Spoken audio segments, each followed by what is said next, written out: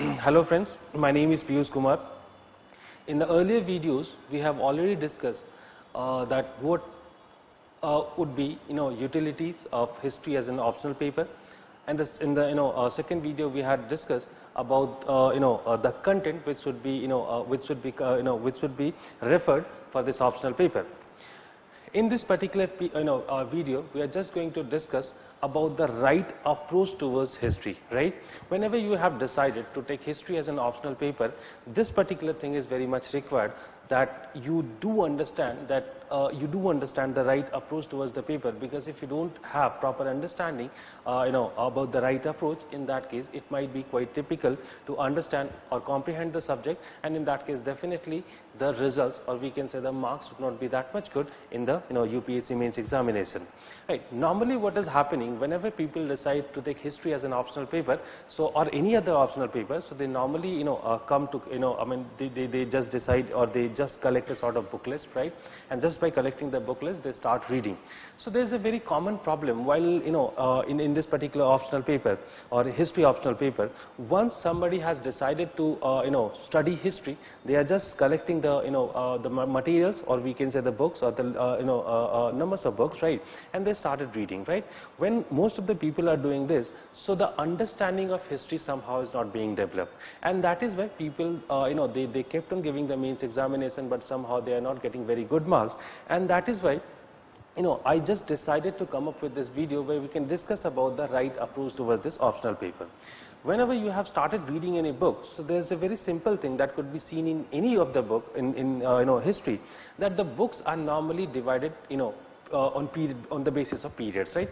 So suppose if you are talking about the ancient India, in that case you'll find that okay, people are reading about the Stone Age, and then people are they are reading about the Indus Valley civilization, and then the Vedic period, and then the Chalcolithic, and in that way they move on, right? So once people are reading with that particular perspective, in that case you'll find that there were so many problems they are facing. So once you are reading the history with this particular approach, in that way definitely students are not capable of developing a proper understanding of the subjects. Whenever you decided to take history as an optional paper, so first you need to understand what exactly history is. But somehow if you are reading in this particular pattern, you won't be able ever to understand that history, in what way the history could be comprehended, or in what way the history could be understood, right? So normally this phase-wise study is being done by the students, but somehow the main crux which is there the main crux of the subject they are not capable of understanding, right? And that is why I decided to discuss about the real sense of history. Whenever you talk about history, so there are a few things which must be kept in mind. What exactly is history, right? So whenever you talk about history, so history is normally perceived in a way that what happened. So whatever has happened, right, that normally people consider that this is history. But unfortunately, just by studying this, that what happened is not history. Apart from this, there were so many other queries which are, or the questions which are more important, like how did it happen, why did it happen, right, and what were the impacts of that particular thing. Normally once you start reading history, and as you find in the books, what happened. So normally in the books this has been discussed, what exactly happened, but these are the questions which are not very much emphasized. And that is why people, just by reading, they are just revising their sources for many times, but somehow the real sense of history is not coming, to them. Apart from this, there's another thing which is very important. Whenever you talk about history, so normally in the books you'll find the political details have been given much importance, right?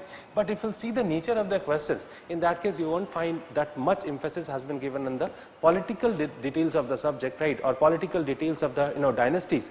Rather you'll find that the social things, like the social things of the of society, right, the economy of the society and culture, right, these are the most specific areas where the questions are being questions are being asked.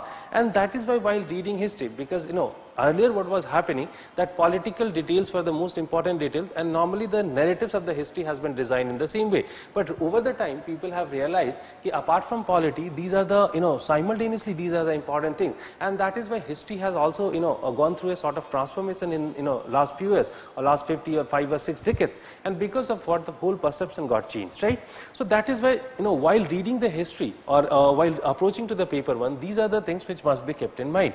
And as I have discussed, okay, whenever you talk about the incidents which happen in past and which are important, what you are, referring or what you are studying, so apart from the incidents, right, that might be, important, but apart from this, incidents, the most important things are how did it happen, why, did it happen, and what were the impacts of that particular thing.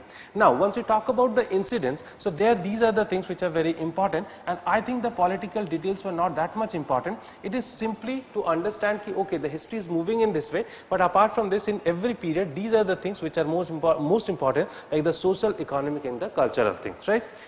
But well, look, so this is one sort of, understanding in history. But apart from this, there's another thing which is very important. Whenever we talk about history, so there's a, the main thing which is there in this optional paper or in this particular discipline is continuity and change.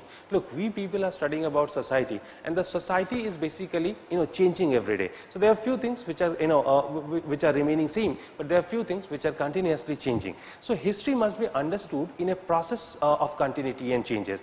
And mind you, if you'll see the nature of the questions, in that case also you'll find that continuity and change is one of the things which is very much emphasized. Look, I'll get you some examples through which it would be easy to understand in what way this continuity and change or this particular dimension or the dimension has been emphasized in the questions. Like if we'll talk about continuity, in that case, like, you can remember or you can recall one of the question which was asked in last year, in 2017 mains, and that question was asking about similarities between Asoka's Dhamma and the Vedic Upanishadic literature, right? So now both of the things, right, or both of the literature, like if we'll talk about Asoka's Dhamma, basically that could be seen in his edicts, right, and the Upanishads, right, these were from different periods, right, but here they are talking about, or they are asking about the similarities, or in what way the Asoka's Dhamma was much inspired by the, by the Upanishadic literature. So this is one of the questions which is indicating, you that in what way the continuity is very important thing. Look, if we'll go for any particular book, you won't find a direct discussion on this particular aspect. But if you do have an understanding of Upanishadic tradition or the things or the content which has been discussed in Upanishads, and you do understand Asoka's, the nature of Asoka's Dhamma, in that case only you'll be able to understand, the question, and you'll be able to, write the proper answer. Write down the proper answer. So the continuity is very important, and in the same fashion you'll find the changes are also very important. Like, suppose let us let us take an example such as the period of Indian history between 3rd century BCE to 5th century CE was the period of innovations and interactions, right? So it means that they are asking about so many new innovations and the changes which took place from the 3rd century BCE to 5th century BCE. So normally you have studied this particular period in a way like the post-modern period, right? And then Gupta period. So these are few, these are the things, or these are the periods, or these are the dynasties which are falling in between, and in that way you have covered. But somehow it is asking about the interaction, or we can say the innovations, new innovations which are coming, and the new changes which are coming, right? So this is in that way we can say the changes are very important, right? So the history is one of the discipline that must be understood in a way of continuity and changes, right? Well, apart from this, there's another thing which is very important. Whenever you talk about history, right? So, as I have discussed already, these questions are very important in history. So, normally when you talk about these kind of questions, right? So, you just tell me that what would be the right way to understand these kind of things. Definitely, Asoka or Akbar is not coming to us, right? And they are just telling us what exactly happened. This is not possible. So, I hope you do understand the importance of sources, right? And as we rewrite the history on the basis of sources, and that is why sources are playing very important role, right? And as you can understand that the sources are playing very important role, and that is why so many questions are being being framed on the basis of the questions. Like they are asking the questions in a way that in the epigraphical sources, art and culture are more reflected than the political details. So until and unless you do have a very good understanding of the epigraphical sources, you won't be able to write down the answer of this question. But it is not only about this question. You'll find that so many questions are being asked on the basis of sources. But one thing you must realize, that if the question is also not based on sources, or it's not asking about directly about the sources, even though you must be very clear about the sources, because as far as this ancient Indian history is concerned, in ancient Indian history you'll find that the sources are playing the major role, because ultimately it's all about the different interpretation of sources, and that is why while reading the history you must be very cautious about the sources, right? Well, moving next, there's another thing which is very important, and that is known as historiography. Now, what is this historiography?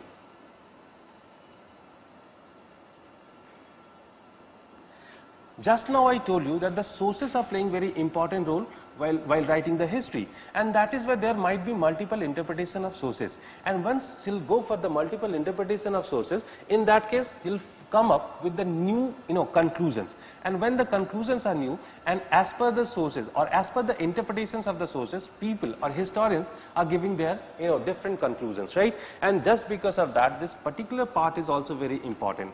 Like we can discuss some basic things, like suppose you're talking about the land ownership right, and 2 years back there was a question also on the land ownership right. So once you'll ask about write something on land ownership, in that case you must understand that what kind of debates are there. Or you're talking about the decline of the Mauryans, again you'll find a debate, right, debate among some popular historians.